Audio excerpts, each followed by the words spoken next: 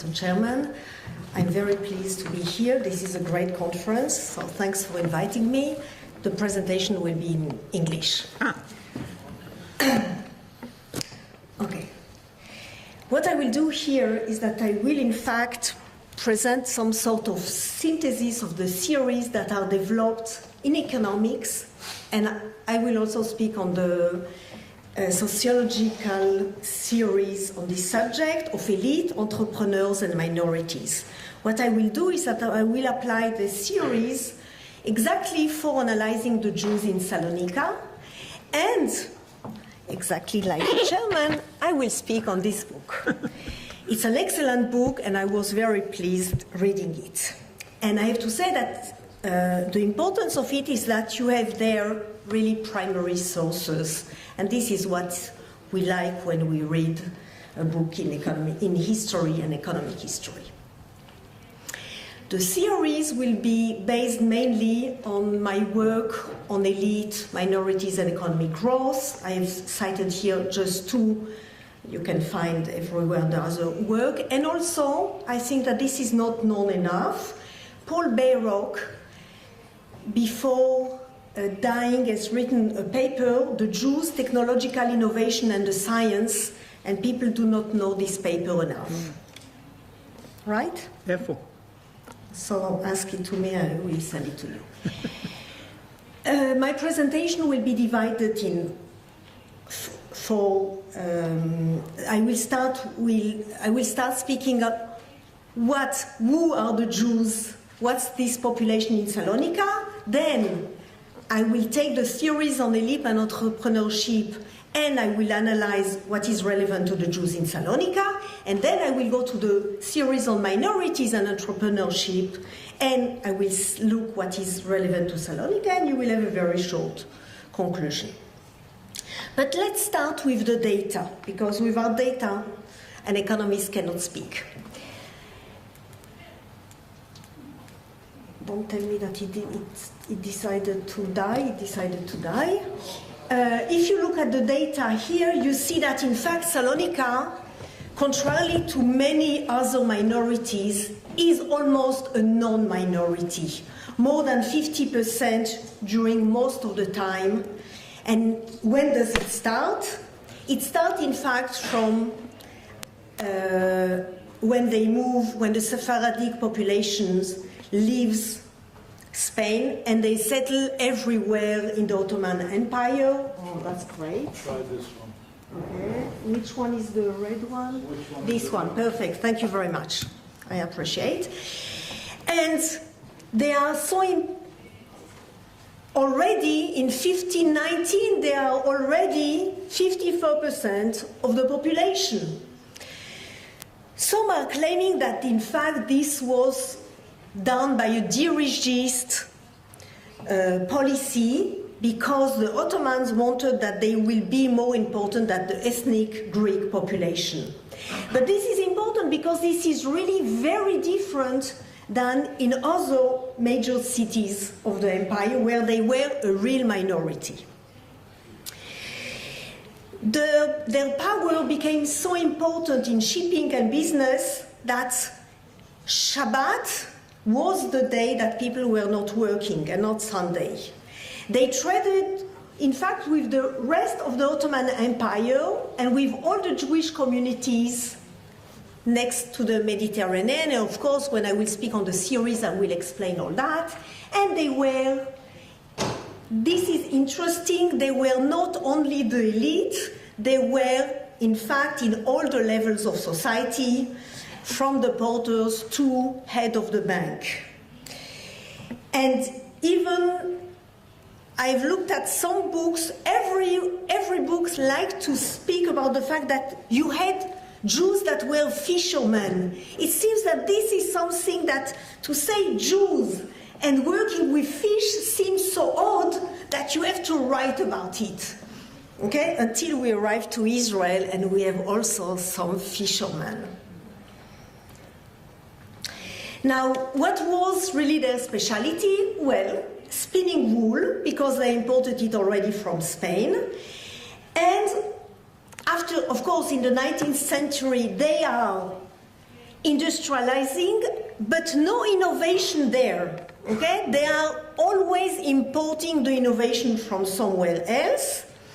And something interesting is that most of the entrepreneurs are mostly Jewish, as this is really, you can see it very strongly in the book.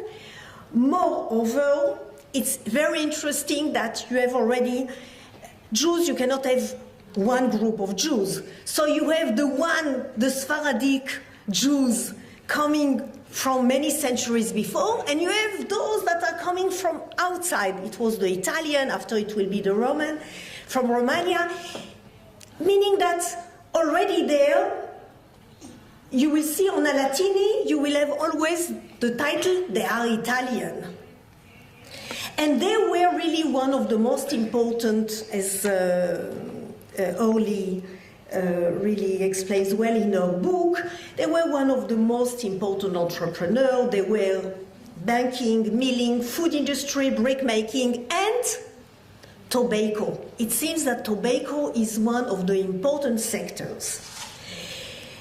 Other families tried to go to another sector, which was the textile production industry.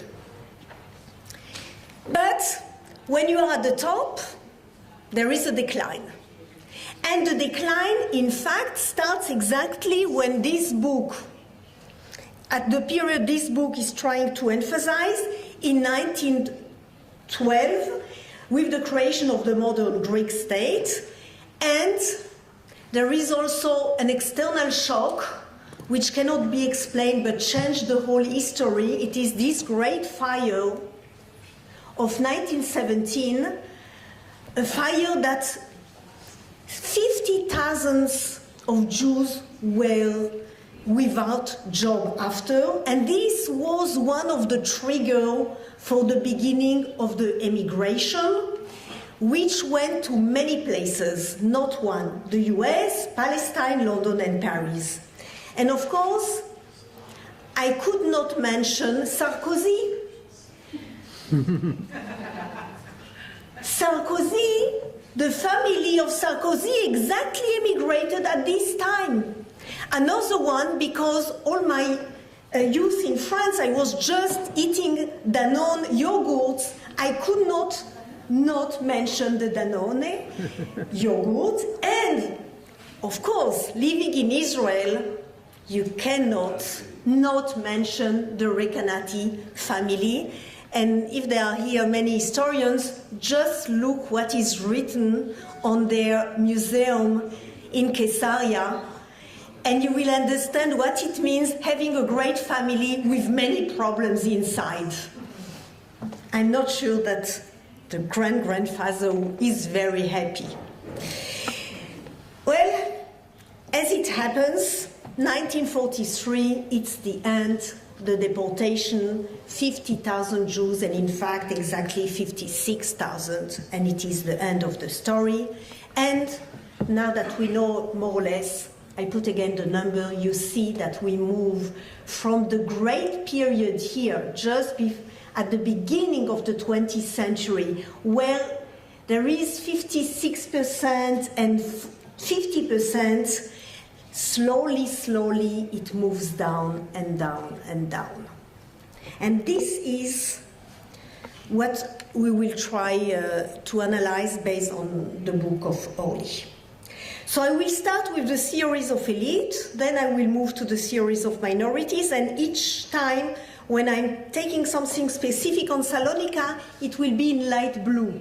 So you will know the difference between theories and history, but I didn't put any equation because yesterday you had enough for the 2 days. But just know that under the words, they are in fact theories with equation, because this is the tools we are using. Okay.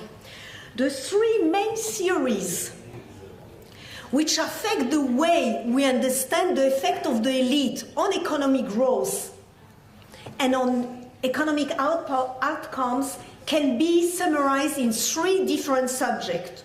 The first one is the interconnection of the elite. very much influenced by the sociology theory, but we took it to something different.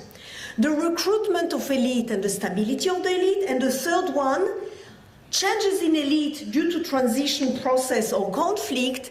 And we have a very big literature because of what happened to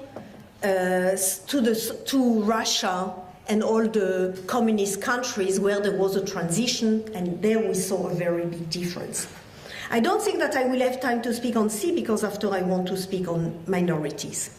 Okay, about A. Well, the interconnection takes two forms. First, the interconnection between the different elites. We have to understand that each elite is either in the political, the business, and the bureaucratic elite. Of course, you have also the academia, you have the intellectuals, and today the media more, but we are speaking on the one, what is called the power elite. The power elite are those three elites. When you look at history of elite, you will see that they are always very much interconnected, and our theories explain when it's too much, what is happening then to inequality, and what is happening then to economic growth. Now, what is happening in Salonika?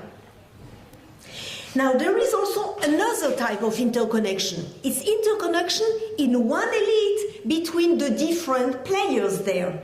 For instance, in the business elite, how are they in between? In the bureaucrats, how do they work in the different departments?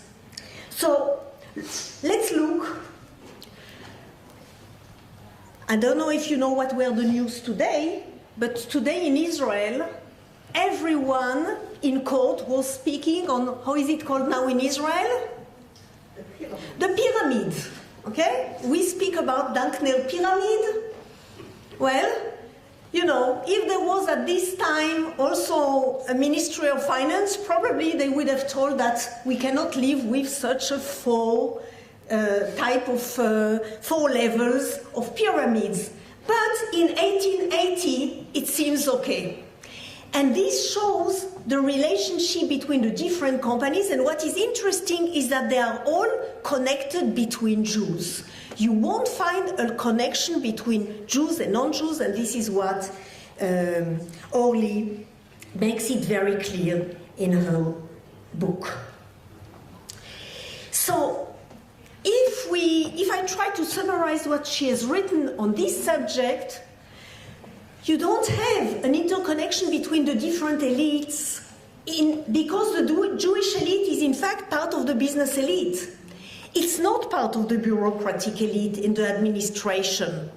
And it was not clear from the book if it is part of the political elite, but I would probably guess that it is not.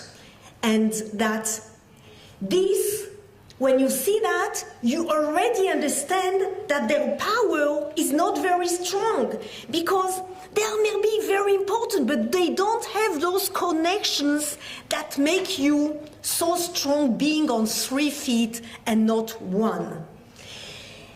Just be aware also that those interconnections can be extremely dangerous. When I said about the economy and economic growth, for instance, in Israel, in all the countries today, we have what is called the revolving door. And the revolving door is a problem. But the opposite, when a minority, an ethnic minority, will not take the power everywhere, but only in one place, well, this is probably not sustainable, and this can explain the rest. I continue. The stability and recruitment of elite. Well, there is one main subject in the field of recruitment of elite, which is on meritocracy. You can read my books and paper, but it is not relevant for this period, so I don't speak about it, but I speak on another subject which is extremely important for what Orly wrote. It's the fact that there are two main changes in history that have changed the way elites are recruited. The first one was the Second Industrial Revolution, which took place end of the 19th century. It is in fact the rise of new industries like chemicals and electricity, which were science-based. So in all Europe, you start to find a new elite which has some speciality in this field, and because you need them, they are raising the ladder. The second one is the main change, the rise of the corporate economy, what is called the Chandlerian managerial enterprise, that led to the process which salaried senior managers largely took over from capital owners and heirs of the founding families. Look at the banks today. They have absolutely no relationship to the one who started this company. They are CEO, they are your, but they are just elected in a way which can be quite problematic, as we understand. So this is very different than when you are the entrepreneur who started this company. Okay, so the whole way the elite is recruited is very different. But this question is not relevant at all, in fact, to Greece in the 19th century. Those are questions that are starting to be raised in the US and in England, where you have already those big companies, where you have stocks, and where you have maybe a CEO. But this is absolutely not relevant. So then I ask myself the question, why the question by sociologists about ethnic owned or ethnic control is it so important? And then I will explain what's the main difference between sociologists and economists. And I will quote here Oman. Robert Oman says that the main way of thinking for economists is to ask the question, ma nafka mina. For people translating, it is from Aramaic, and it means what is really the question? Well, I will give you an example. And I will take the idea of a sociologist. Let's say that I say that Nomi, a person who is not here, is wearing a blue dress. Well, we can see a lot of information with sociologists and also historians writing that Nomi has a blue dress. Ma nafka mina? I don't know. But if I add, Nomi has a blue dress and her shoes are red, Gewalt. I don't know how to say in Ladino. It means that she's not part of the elite, right? Blue dress with red shoes. A real Gewalt. I think that it doesn't ring a bell for you. Exactly. Oh, you're coming maybe. Okay, let's leave it here. So this is very important when we give information to see how is it linked to a nafka mina. And here, because just what I said, I thought that this problem is not so much relevant and the other questions are much more. Now we move to the minorities. There are four main questions on minorities that you can find in the literature. The first one is how to define the importance of the role of minorities.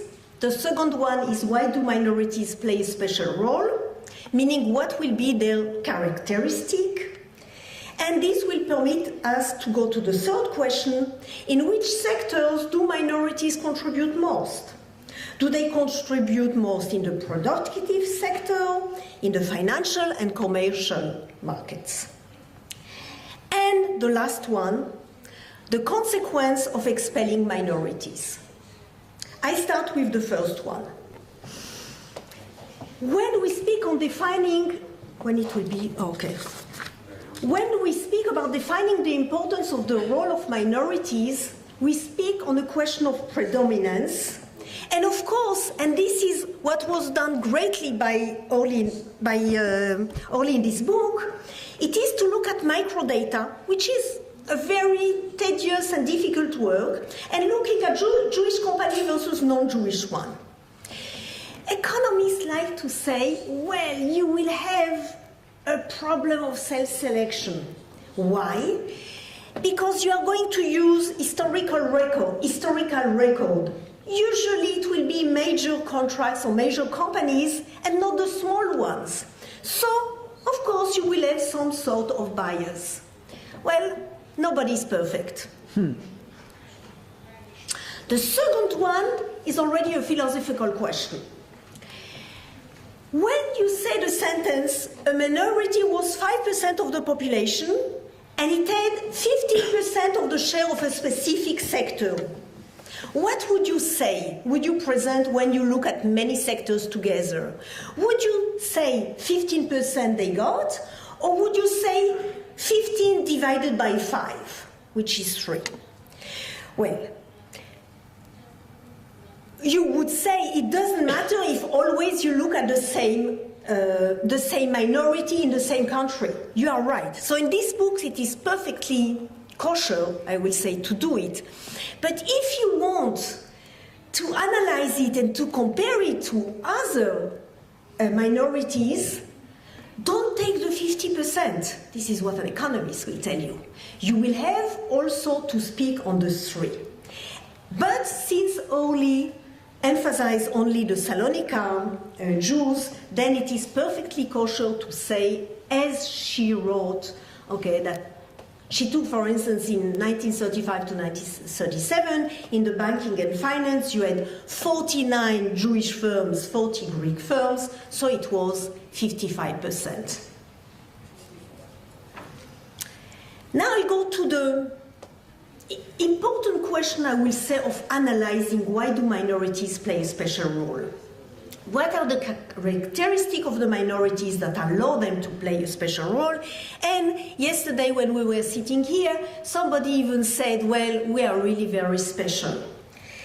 And he meant on our brain or something like that. This is usually not accepted in the literature, so I will tell you what is usually accepted. It is either to speak on culture or religion, either to speak on the kinship relations, or theory developed lately on the non-conformism.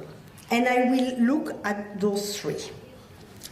The first one, on the first category of culture and religion, this is the one that sociologists know very well and also historians. What they know less is that the Weber idea has to be divided into 2. The orthodox one, the one that Weber emphasized that it is the religious value per se that affect economic behavior. For instance, success needs capital, which needs savings, and Jews and Protestants have a higher saving rate than other groups. This was not specific at all to Jews in Salonika, meaning here they are exactly like the other minorities that we know. What is interesting is that sociologists, less orthodox, who try to move out from the Weber, like Parsons and Merton, say, no. Don't take religion as it. Don't take the Weberian just by saying it's pure religion, it is Protestant, the way they were living. Look in a much broader way, okay? Look at the byproducts of religion, like social norms, which determine economic development, rationalism, literacy, education, individualism, and self-discipline. And those ones are the ones that have to be applied to the Jewish minority. And from this point of view, only very much emphasize education, and I think that this is, I was really stunned by what they had in Salonika. They had 3 different levels of education. They had the Alliance Israélite Universelle for the masses, the Jewish community, and for the elite, a school where you can really speak on a business school. This is incredible, thinking that we are in the 19th century, beginning 20th century. The second category is a category that we all know about. This is the kinship effect, the fact that on that economists like to have very good models, game theory model. We will bargain. I'm speaking on game theory. Yeah. Game theory models. that in an environment without laws, without good financial intermediaries, and with a lot of uncertainty, economic transactions require a level of trust. Will you trust, of course, the extended family? And therefore, so I will go to what is blue, so it's only Jews were traders, and therefore they were really in Salonika, on the road connecting Roman to Byzantium Empire. They were there and they continue. And something very interesting is that all the time writes about the fact that a small number of Jews work outside the Jewish-owned economy, which makes sense in an equilibrium model that you know each other, you trust, so you can give, in fact, a higher wages. Okay, and we'll move, okay? No, the first, okay, the conclusion. Okay, so categories, you can read it. Paul Bayrock, very interesting, that the fact, I will just say because nobody knows it, that 1% of the technical innovation were made by Jews. None were among the big stars, so sometimes we make a big mistake on understanding what the Jews were doing in the 19th century. I don't have, and I will go to the conclusion. David Landes has written that beating up the little guys and expelling the Jews from Spain in the 15th century led Spain to stop growing and staying a less developed country for centuries. His sentence is, this reactionary policy sealed the fate of Spain for 300 years. The descendants of those people arrived to Salonika, and their Sephardic Jews who came and developed Salonika were also expelled. Therefore, we can say this reactionary policy sealed the fate of Greece until now. That's the reason why Greece is in such a bad shape. Thank you very much.